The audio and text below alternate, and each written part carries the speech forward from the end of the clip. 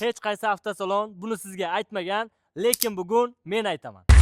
Hozirgi kunda mashina olmoqchi bo'lsangiz agar, dehqondan ko'ra olib sotardan olganingiz ancha yaxshiroq bo'lib qoldi. Birinchidan, saralangan, tekshirilgan mashina olasiz, ikkinchidan ancha arzonroqqa olasiz. Nimaga arzon deyapman? Chunki dehqon vaqtida mashinasini juda ham qimmatga olgan va hozir mashinasi u narxga arzimasa ham sizga olgan narxiga pullagingiz keladi. $1,500 zararga chidolmaydi. Olib sotarlar bo'lsa, mashinani sotishga olib qo'yadi, bozorda narxlar pasayadigan bo'lsa, $500 zarariga bo'lsa ham berishga rozi. Chunki u biladiki, agar bugun $500 zarariga bermaydigan bo'lsa, ertaga $1000 zarari bilan yig'lashi mumkin. Agar ma'lumot yoqqan bo'lsa, bitta dona like bosib, yaqin do'stlarga videoni jo'natib qo'ying. Siz kimdan mashina olgan bo'lardingiz? Dehqondanmi yoki olib sotardanmi? Agar olib sotardan bo'lsa, siz uchun arzonga olingan va arzonga sotilayotgan trekkerlar olib kelib qo'yganmiz. Bunaqa narxda bu yil oxirigacha ham ola olmasligingiz aniq.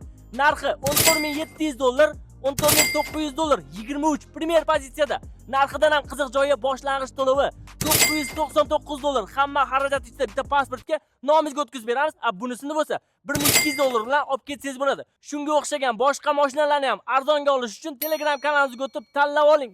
Tiqil yotibdi.